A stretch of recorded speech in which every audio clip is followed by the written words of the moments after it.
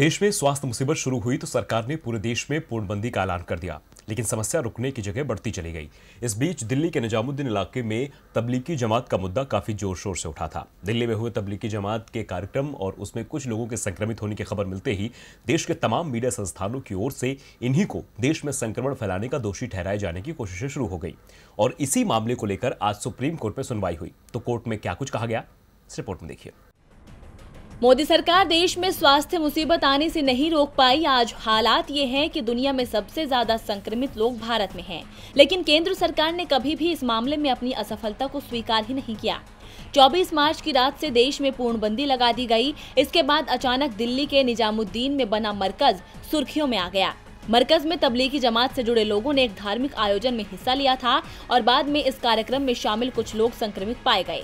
इसके बाद तमाम मीडिया चैनलों में मरकज से जुड़ी खबरें चलना शुरू हो गईं। कई दिनों तक ये प्रचार किया जाता रहा कि मरकज के कारण देश में संक्रमण के मामलों में तेजी आई है। यहाँ तक कि कई राज्य सरकारों ने मरकज को लेकर गाइडलाइन तक जारी कर दी थी।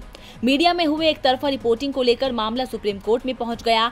सुप्रीम कोर्ट में जमीयत उलेमा हिंद की ओर से याचिका दायर की गई थी, जिसमें संगठन की छवि खराब करने का आरोप लगाया गया था, जिसके बाद केंद्र सरकार की तरफ से सुप्रीम कोर्ट में हलफनामा दायर किया गया। सरकार की ओर से बताया गया कि तबलीगी जमात की छवि को लेकर किसी तरह की गलत रिपोर्टिंग नहीं हुई है, जिस पर कोर्ट ने केंद्र सरकार को कड़ी फटकार लगाई है।